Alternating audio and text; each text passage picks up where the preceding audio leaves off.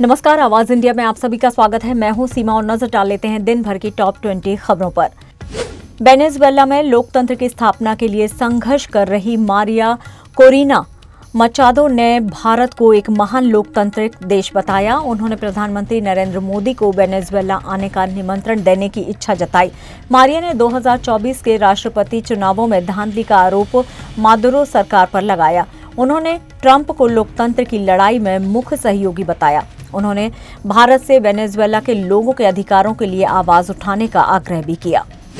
प्रधानमंत्री नरेंद्र मोदी के जीवन पर आधारित पुस्तक मोदी का मिशन का लोकार्पण मुंबई में हुआ। राज्यपाल, मुख्यमंत्री और उप मुख्यमंत्री समारोह में मौजूद रहे।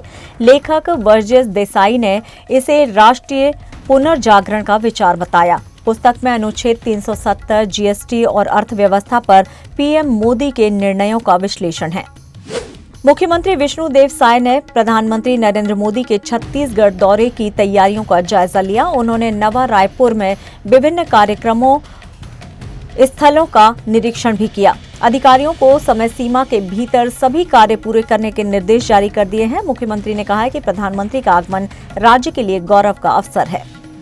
राष्ट्रपति द्रौपदी मुर्मू के दौरे को लेकर सुरक्षा व्यवस्था कड़ी कर दी गई है। केंद्रीय एजेंसियों के साथ राज्य पुलिस भी कमान संभालेगी। सुरक्षा व्यवस्था का खाका तैयार कर लिया गया है। इसमें कड़ी निगरानी और चौकसी बरती जाएगी। पुलिस केंद्रीय एजेंसियों के साथ मिलकर काम करेगी। राजस्थान की अंता विधानसभा सीट पर आगामी उपचुनाव को लेकर बीजेपी ने रणनीति तैयार कर ली है। पार्टी ने पूर्व मुख्यमंत्री वसुंधरा राजे के सांसद बेटे दुष्यंत सिंह को चुनाव प्रभारी नियुक्त किया है। ये कदम साफ तौर पर वसुंधरा राजे की प्रतिष्ठा से जुड़ा हुआ है। चुनाव में उनका प्रभाव इस सीट पर निर्णायक माना जा रहा है। महाराष्ट्र के राजस्व मंत्री चंद्रशेखर बावनकुले ने सबके फोन पर निगरानी रखने वाले बयान से अब विवाद खड़ा हो गया है। शिवसेना सांसद संजय राउत ने गिरफ्तारी की मांग की है। बावनकुले ने सफाई दी है कि भाजपा के व्हाट्सएप ग्रुप्स पर नजर चुनावी कामकाज बेहतर करने के लिए है। उन्होंने महायुति को 51% वोट मिलने का दावा किया। राष्ट्रीय मानवाधिकार आयोग ने शिकायतों पर संज्ञान लेते हुए खाना बनाने के तेल के दोबारा इस्तेमाल के खिलाफ कार्रवाई की। आयोग ने FSSAI की रिपोर्ट मांगी है। जांच के लिए आयोग ने 2 हफ्ते की समय सीमा दी है। शिकायतकर्ता ने इसे मानव स्वास्थ्य और पर्यावरण के लिए गंभीर खतरा बताया। महाराष्ट्र के सातारा जिले में एक महिला डॉक्टर ने आत्महत्या कर ली। सुसाइड नोट में सब इंस्पेक्टर गोपाल बदाने पर दुष्कर्म और प्रशांत बांकर पर मानसिक उत्पीड़न का आरोप था। पुलिस ने बांकर को हिरासत में ले लिया है। सब इंस्पेक्टर को निलंबित कर दिया गया है और मामले की जांच आगे जारी है। दिल्ली के मेहरौली इलाके में पुलिस और वांछित अपराधी काकू पहाड़िया के बीच मुठभेड़ हुई। मुठभेड़ में काकू घायल हो गया।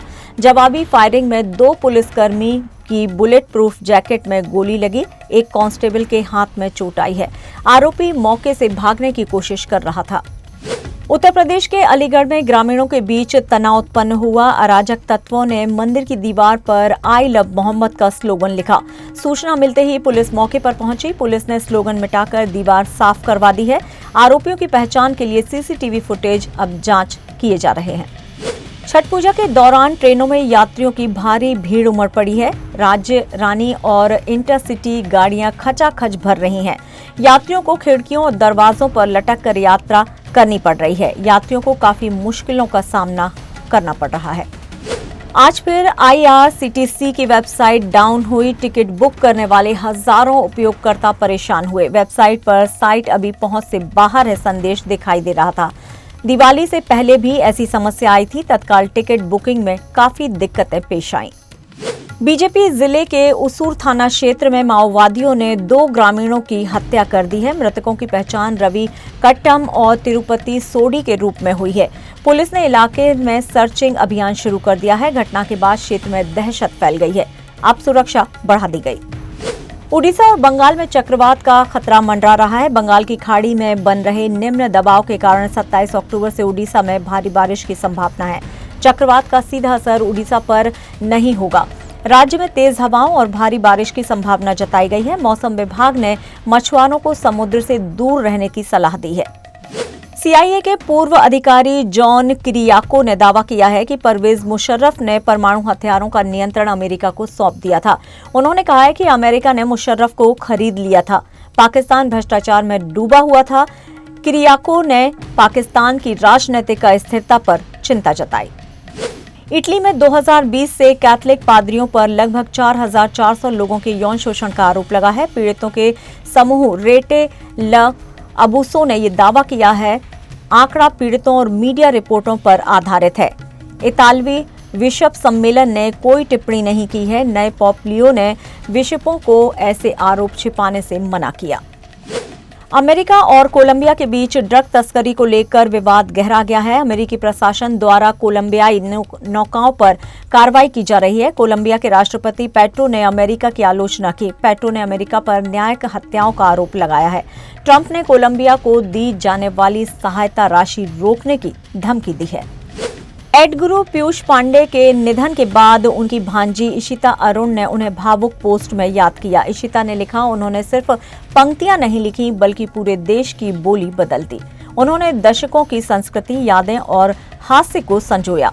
पोस्ट में इशिता ने अपने मामा को सम्मानित किया। ऑस्ट्रेलिया के सलामी बल्लेबाज ट्रेविस हेड ने भारत के खिलाफ तीसरे ओडीआई में रिकॉर्ड बनाया है। हेड ने स्टीव स्मिथ का रिकॉर्ड तोड़ा।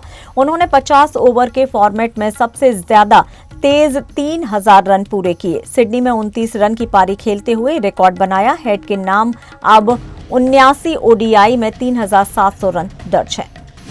अर्जेंटीना के फुटबॉलर मेसी अगले महीने केरल दौरे पर जाएंगे। प्रस्तावित मैत्री मैच स्थगित कर दिया गया है। आयोजकों ने बताया कि फीफा की अनुमति में देरी के कारण ये निर्णय लिया गया है। मैच अब अगले अंतर्राष्ट्रीय सत्र में होगा। नई तारीख जल्द ही घोषित की जाएगी।